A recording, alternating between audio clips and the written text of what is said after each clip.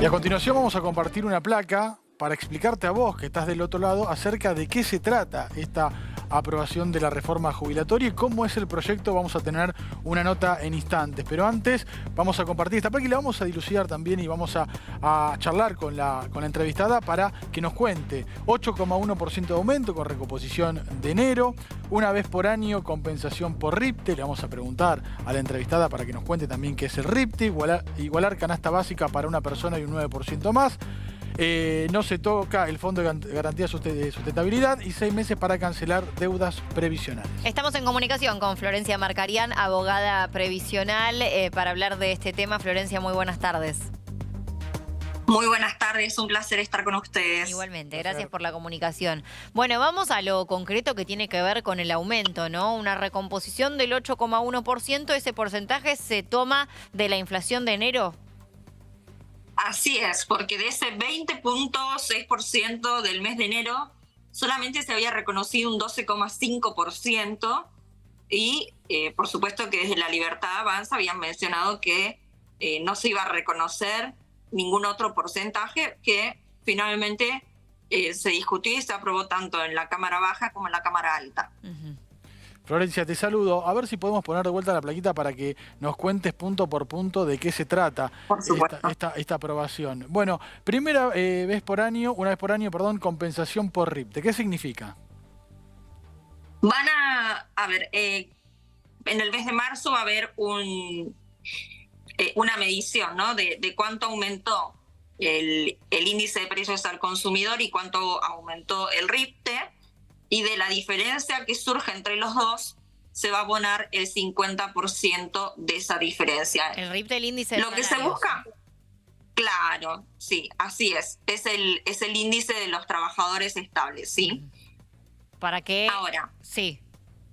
Sí, justamente lo que se busca es que como el proyecto económico del gobierno es llevar la inflación a la baja, va a llegar un momento en que la actualización va a ser muy poca, ¿no? Sí. Entonces, esté esta cláusula gatillo para que haya un crecimiento económico para los jubilados y los pensionados, y también recordar que hay distintas cuestiones que aumentan más allá de la inflación, como es el caso, por ejemplo, de las prepagas, que se ha visto que en un mes donde hubo un aumento, un 4,58% por el índice de precios al consumidor, han aumentado un 9%. Entonces, ¿cómo puede hacerle frente un jubilado que quiera permanecer en esa prepaga que generalmente la tienen hace más de 20 años? Entonces, es una manera de poder ayudarlos.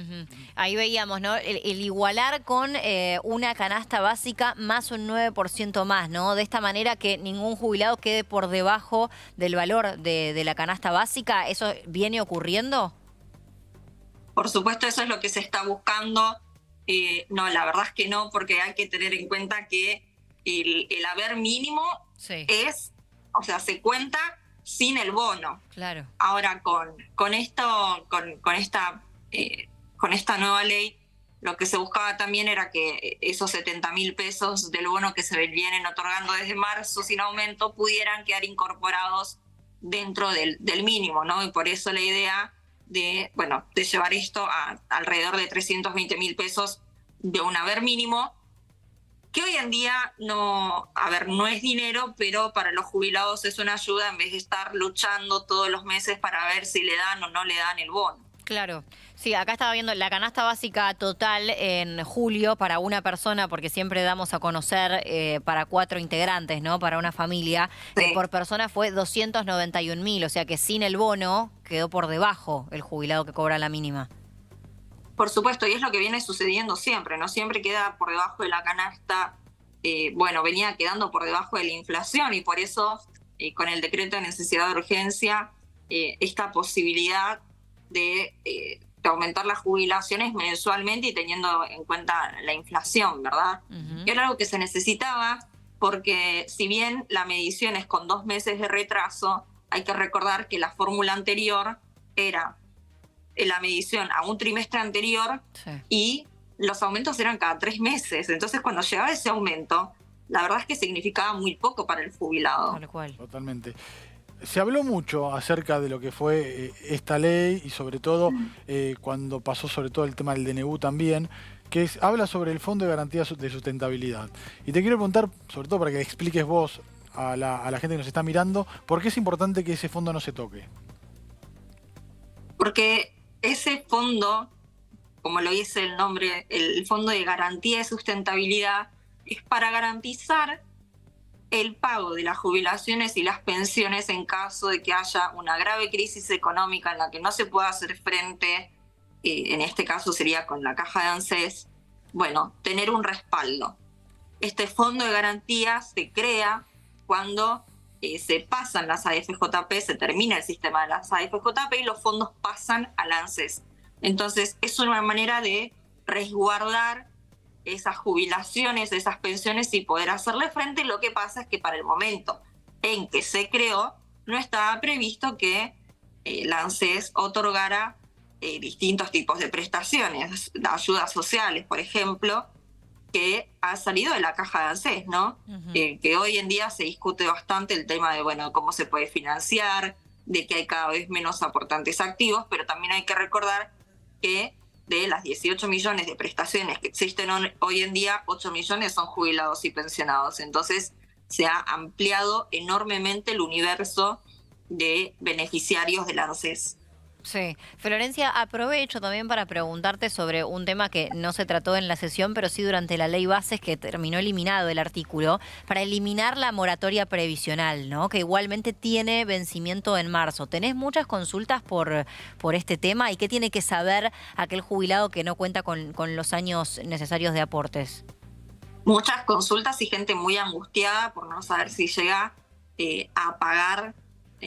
Hay gente que todavía no llegó a la edad jubilatoria, pero sabe que no va a llegar con los 30 años de aportes. Claro. Y quieren jubilarse. Entonces, bueno, hacen el mayor esfuerzo posible para ir pagando quizás mes a mes la deuda que tienen.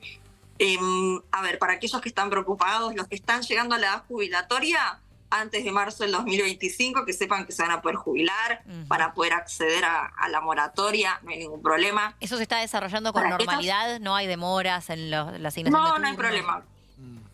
Ahora se ha normalizado. Antes no se podían sacar turnos o la gente asistía al organismo previsional y no les querían tomar el turno ni nada porque decían no, porque se va a aprobar la ley. Claro. Y entonces, bueno, hoy en día hay que sacar el turno, acercarse al ANSES y realizar el trámite. Para aquellos que les faltan años de aportes y años para llegar a la edad jubilatoria y pueden ir comprando algunos años o algunos meses, dependiendo de la capacidad económica de cada uno, lo puede ir haciendo. Y si bien es una ley que permitía que a su finalización en marzo del 2025 se pudiera prorrogar por 2 años más, se ha visto cuál es la intención del presidente, ¿no? Que no daría lugar a la ampliación de la moratoria. Así que aprovechar a aquellos que puedan y para los que están cobrando la PUAM, sí, que para el momento en el que la sacaron, o sea, en el momento en el que se inscribieron la PUAM,